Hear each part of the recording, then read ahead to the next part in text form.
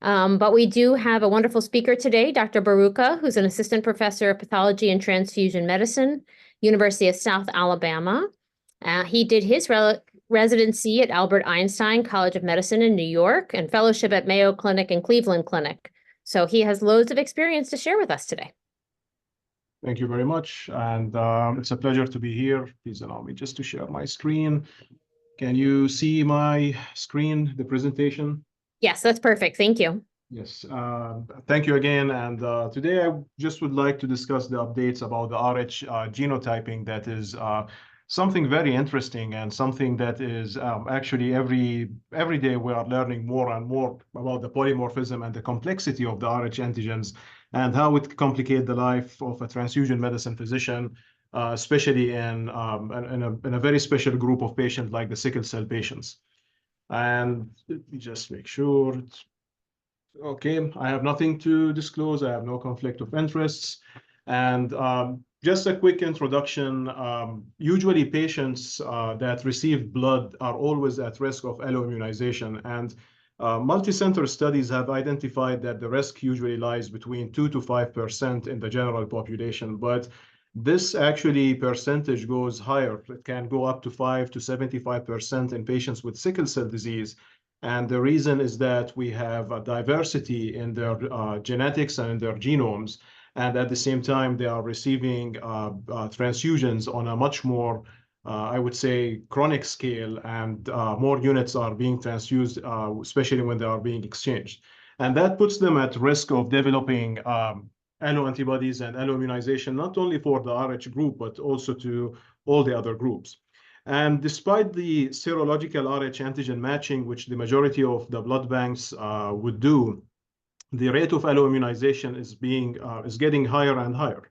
And the reason recently was found that we are only, whenever we approach these patients, we focus on the patients, but also there is another variable, which is the donors themselves, especially that many donor centers, they started adding the African-American donors to become, I would say, special donors for the sickle cell pool because they try to find the same units and match them on the serological level with the patients. And just by looking here into the RH gene, the RH gene lies on chromosome 1p36. And if you look here into the RH, actually, and if we magnify this area, you will find the gene that will code for the RHD, or the D antigen. And then 10 exons away, you have your antigens, which is the big C and the big E. And by translating them into the amino acid sequences, the D antigen and the big C and the E antigens, they are very close to each other. And they differ only in very few amino acids that are present in most of the cases on the outside of the cell membrane or the red cell membrane. And also among the big C and the big E, you will see that there is some certain differences in the amino acid that will actually decide if this is going to be a big C or little c antigen, and if the antigen also is a big E or little e. And the proximity of those genes to each other and put them at a very high variation. So a lot of them, sometimes we see that there will be no D antigen that is present, and the big C is very similar to the D. So during the testing process, we will think that the patient is D positive, but actually the reagent that we are using will be detecting the big C. And the only way for us to know if this is a true D pos or D neg patient is either we transfuse the patient and see if they develop the anti-D, or if we run the molecular testing, and then we will find that there is no D antigen present or D gene present. That is actually the big C that was deriving us to think on the serology that there is a D antigen expression. The bottom line of this is that the variation is very extensive, and each group of those antigens, they have their own variations, and they have their own combinations. And this translates into many clinical applications down the road. Right now, whenever we approach the D antigen, there are two big groups that we look at them. You can either say your patient is positive, and that means that they have the D gene, which is the conventional one or the standard one, or you can call them D negative. That means they don't have that gene, and therefore they don't express the antigen. But also there are two special groups, which is the weak D antigen and the partial D antigen. In the weak D antigen, currently we like to call them weaker than expected. And because they are simply there, and the D antigen is expressed on the surface of the red cell, but it is not, the density of the D antigen is very low, that the testing by serology is not picking it up. And those patients, historically, like if you go by the history, we thought that they are not at risk to develop any clinically significant anti-D. However, recently we found that the weak D antigens actually can be subclassified into subgroups. And type 1, type 2, type 3, they are real ones. They don't expose the patient to the risk of developing the anti-D. But type 4, type 5, and type 6, on the other hand, they are at risk of developing the anti-D.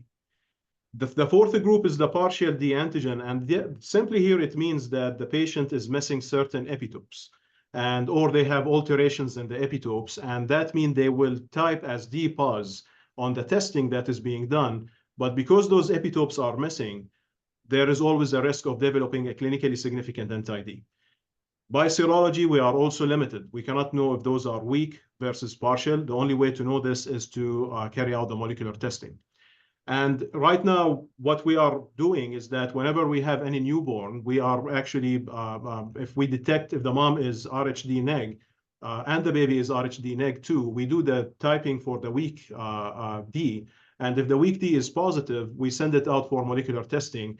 And then we reclassify the baby according to the molecular results that we receive from the reference lab. So again, if they are type 1, type 2, and type 3, that means there is no risk of anti-D. Even the mom doesn't need to receive the ROGAM. Versus if they are type other than type 1 and 2 and 3, we usually put them at risk of developing the anti-D. We classify the patient or the baby as D neg, and we recommend the ROGAM for the mom. Now, in sickle cell disease, most of the patients, they will have a variant. And this is the D variant that they usually carry is most likely to be a partial one. 16% of those patients actually have a variant known as DAO0 or DAU0 variant. And actually, this is a variant that recently was found to encode a change in the amino acid, which include only one amino acid. And we don't expect any loss of epitopes to be present. And therefore, the presence of this variant has been shown to be equivalent to the conventional variant or the standard one, which is the full D gene. Also, for the big C and the little c, specifically for the little c and the little e1, the RHC 48C also can encode for one amino acid change. And although reported to lack reactivity with whenever we test for it with the anti-little e, it has not been associated with the production of a clinically significant allo anti-little e.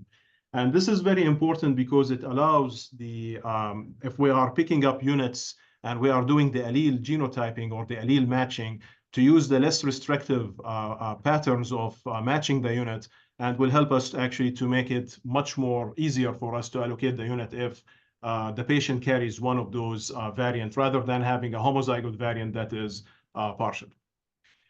The Rh variant antigens also can be very difficult to be defined by serology, and that's why many people are advocating now for the Rh genotyping to identify those partial antigens in both the patients and the donor. So basically, it will be the transfusion medicine service doing the molecular testing, but also the donor center to start genotyping, which is, I would say, a very expensive method, and it is also time consuming.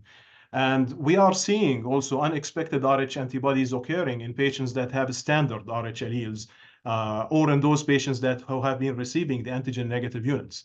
And that added to the point that we are actually probably working and focusing on the patient when there are other variables that we have to look at, including the donors, the availability of the units, and what kind of genetic testing we are doing, and the accuracy of the testing that is being done.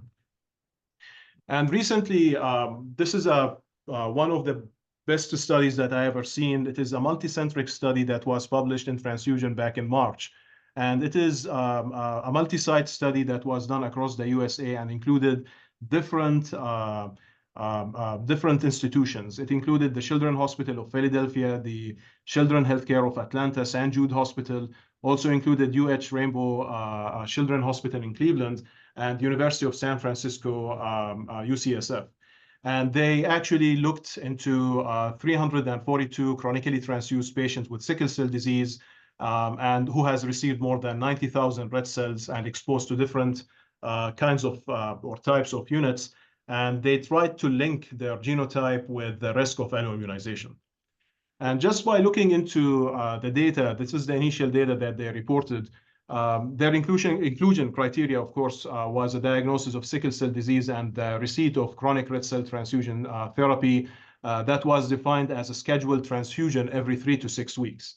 And all the sites, they had certain strategies where the transfusion medicine service approached these patients either by doing a partial phenotype for the Rh antigens, and some of them, they did the extended phenotyping for them.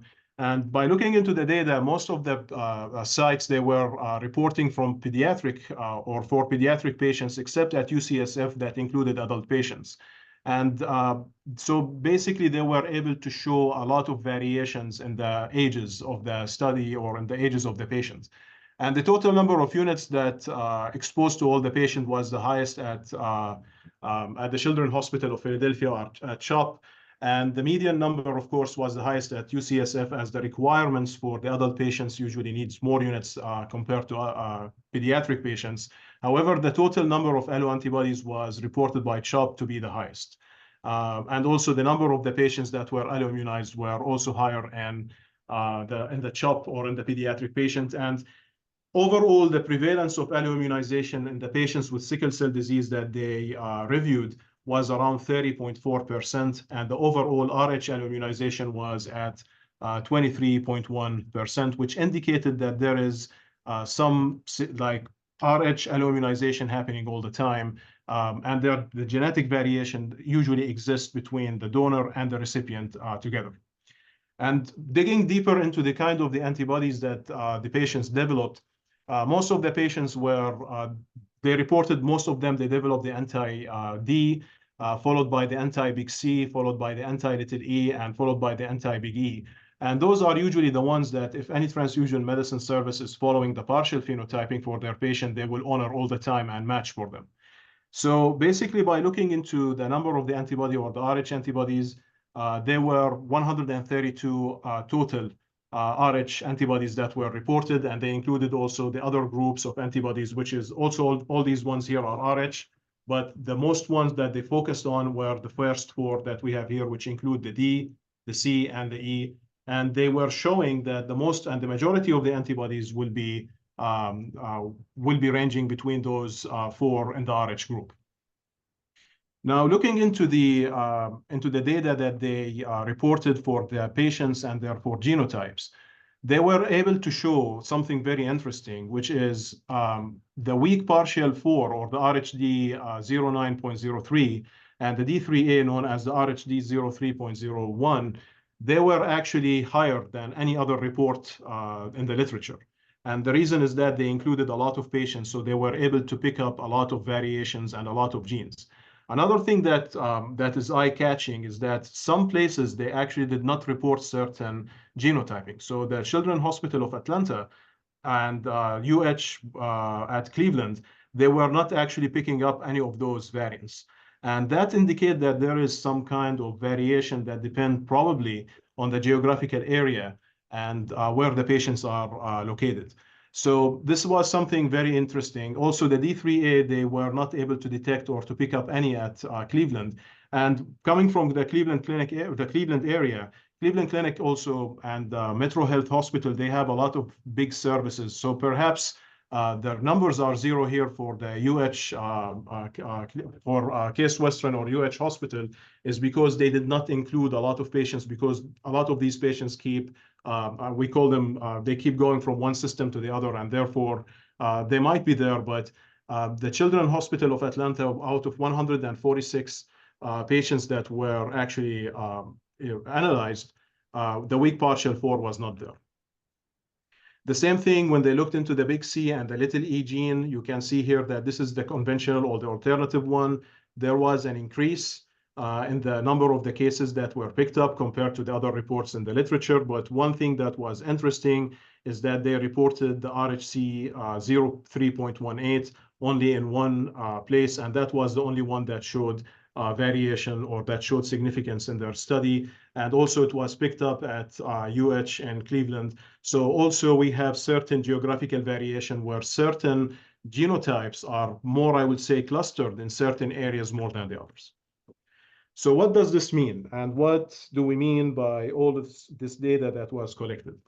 Now, in order to establish the link between the genotype and the alloimmunization, we have to see how many of these patients that actually have a standard genotype and not expected to develop the antibody has developed an antibody. And for the anti-D, 10% of the patients that were actually having a genotype that is completely normal and received a D positive unit, they were exposed to a foreign epitope from the donor that actually led them to develop the anti-D.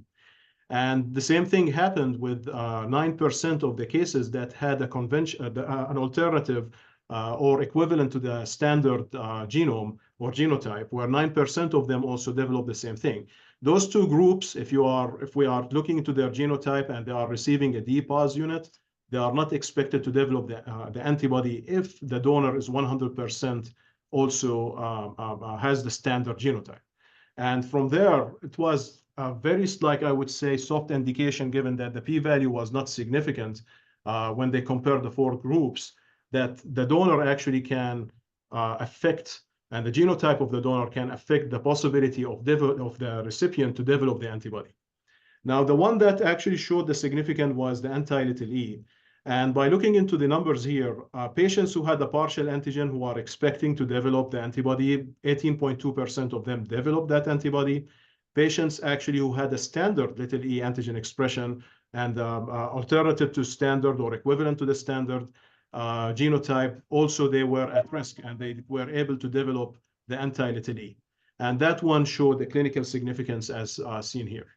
And again, this was another indication that there is a possibility all the time that your donor might cause your patient, though they have a normal genotype or a standard genotype, to expose them to the foreign antigen and develop the antibody and alloimmunize them.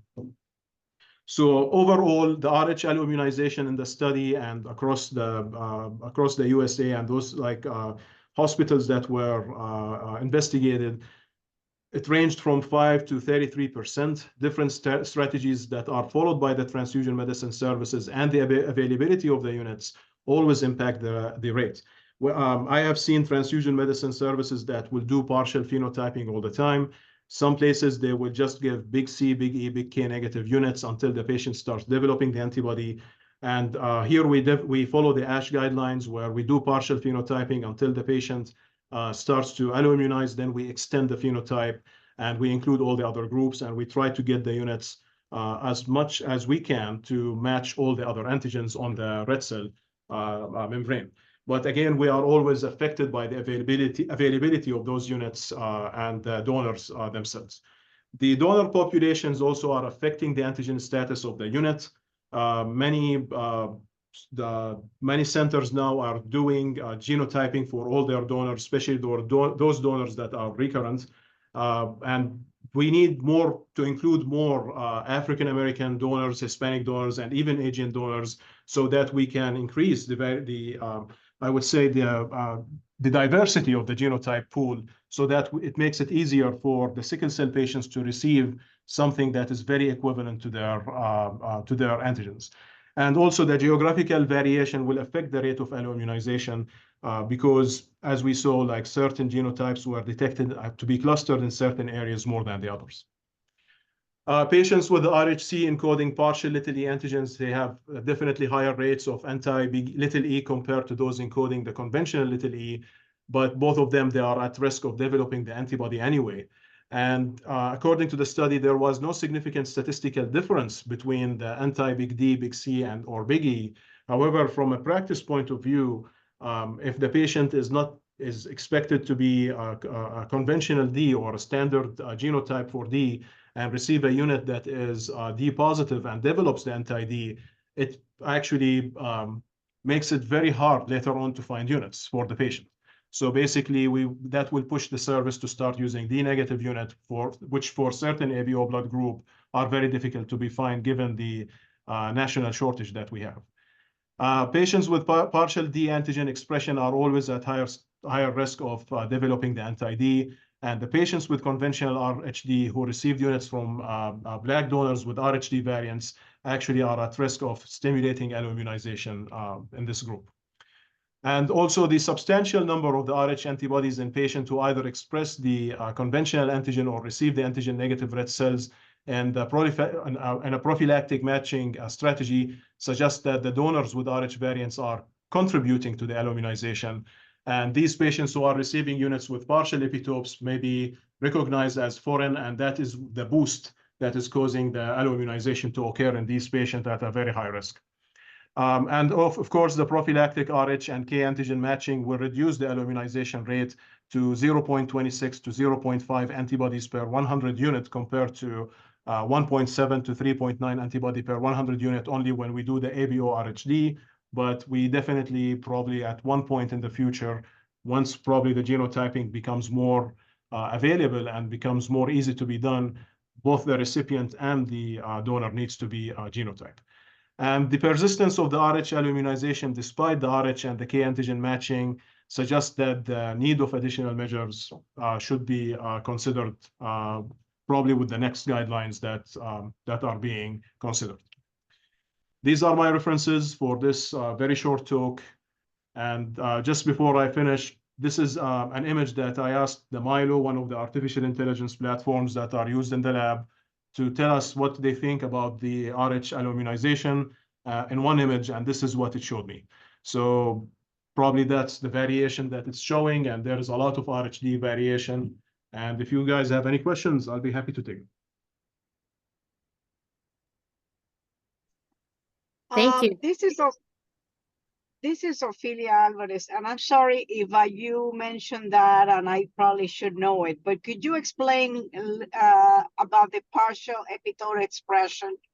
Because I don't recall very well. Absolutely. So weak variants means that the density of expression of the D antigen is not high, it is low. But for the partial means that the patient is missing an epitope, and that is a small part of the D antigen, that if this patient receives the full D antigen from a unit that is expressing all the epitopes, like let's say that the D antigen, to make it easier to imagine, has 5 epitopes. That's the full D antigen. And you have a partial epitope that is missing epitope 1. And then the patient that has this missing epitope 1 is exposed to a full D antigen that have the 5 epitopes. Epitope number 1 will be recognized as a foreign part or as a foreign amino acid sequence, and that will alloimmunize the patient to develop the antibody. Got it. Thank you. Yeah. So I have like a sketch that makes it easier. I should have included, but it's mostly it is just missing one epitope makes the patient always at risk to develop these antibodies. And the same thing applies for the C and E, also for any other antigens. And these Rh are very common, like to alloimmunize the patients because of their partial like expression. But also we've seen cases here in South Alabama where the JKA, the kid group, also they were partial, and the patients were testing positive, and yet they developed antibodies.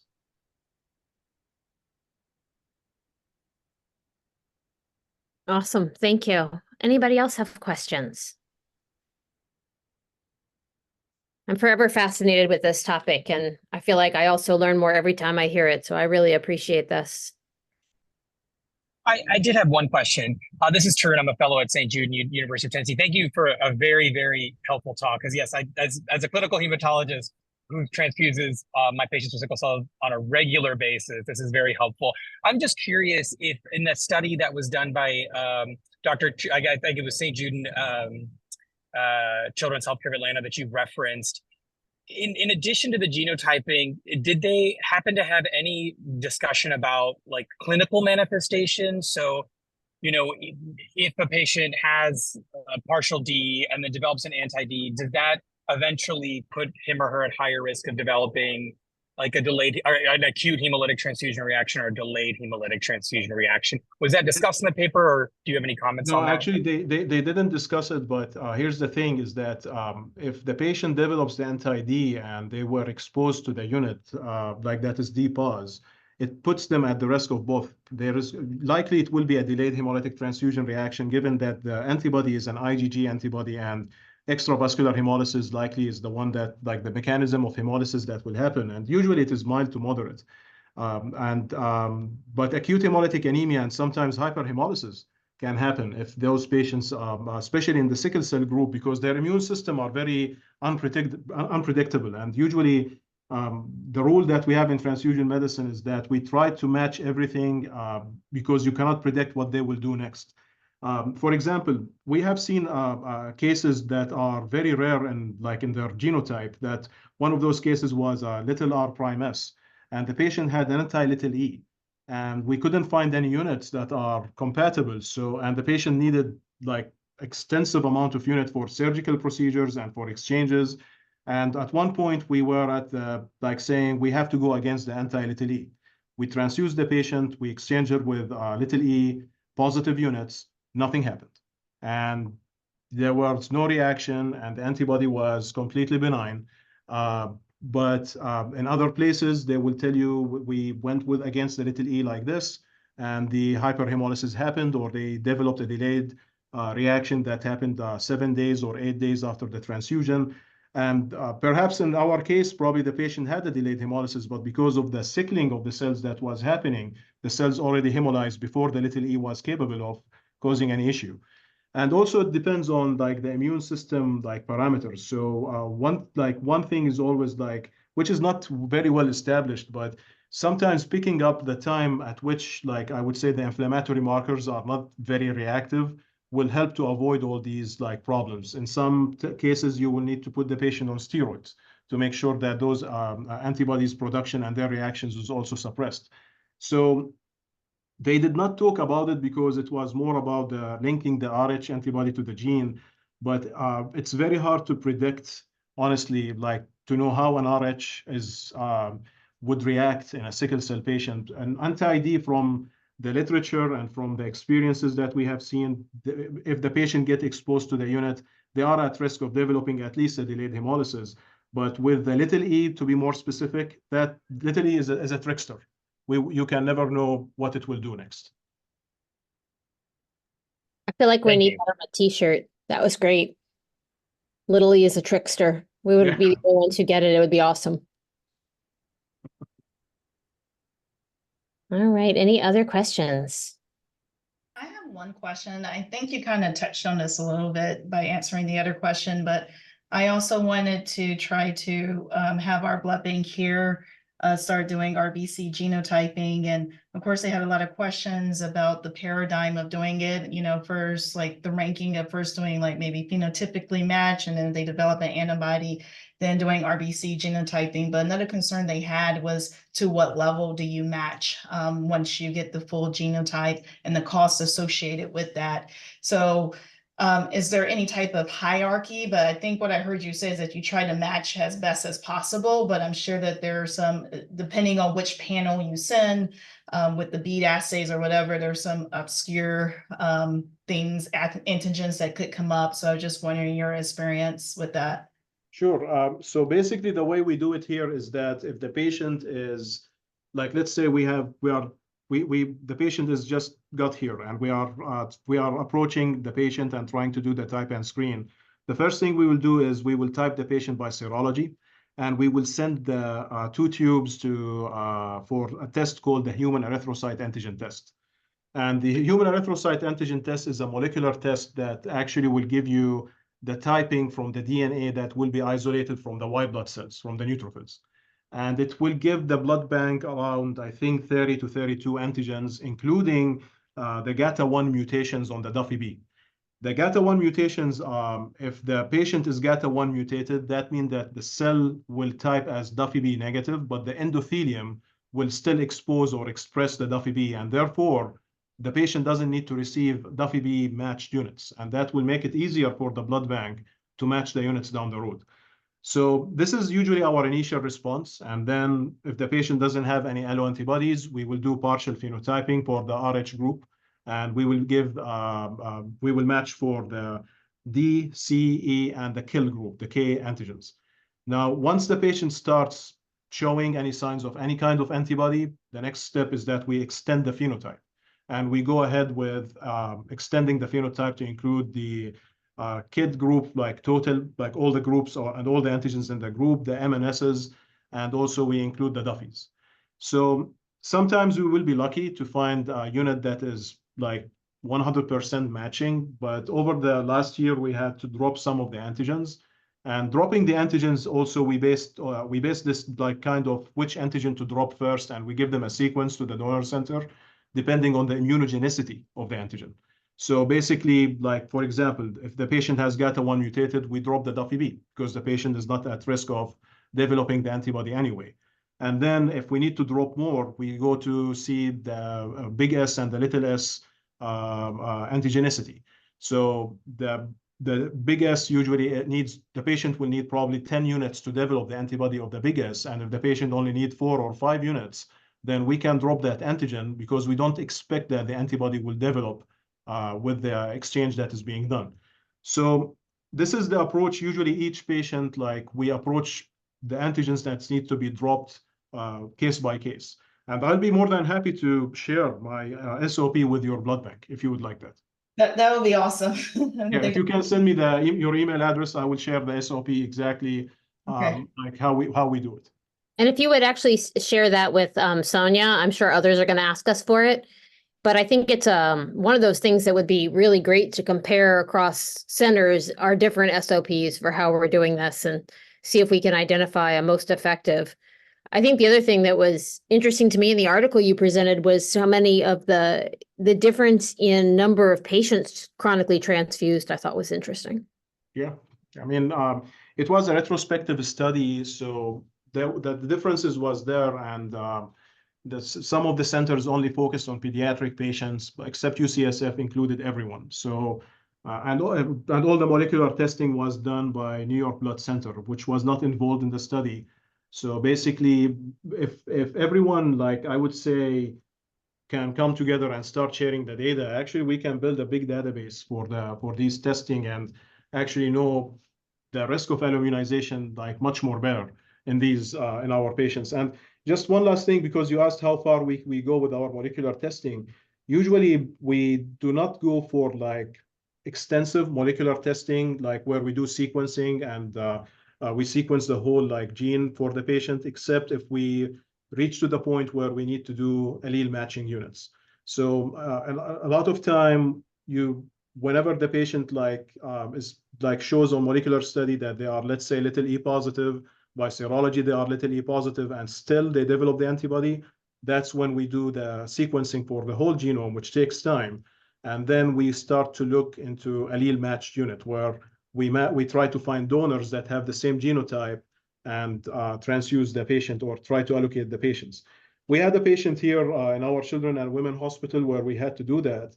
And sometimes we were lucky finding patients that are matching with them at the level of the genotype. And in other times, sometimes we were not lucky and we had to go with little e positive units and try to, as much as we can, to reduce his exposure to the antibody. So I would say that each time you approach the patient, it has to be very subjective. And like each sickle cell patient is an entity by himself. And the blood bank has to do a review every time they are being transfused, because once they start developing the antibodies, they might develop 1 or 2 and stop there. And I've seen cases in Cleveland and New York City where we had actually 14 and 16 antibodies in one patient that just developed in 2 years. Wow. That's great. Yeah, and I like how you communicate that with your hematology team. So that's helpful for the hematologist to know too, who is the ones who are ordering it. So that's great. Thank you. You're welcome. Any other questions? All right. Well, thank you again for an excellent presentation and for everyone's attendance, and we'll see you in 2 weeks. Thank you very much.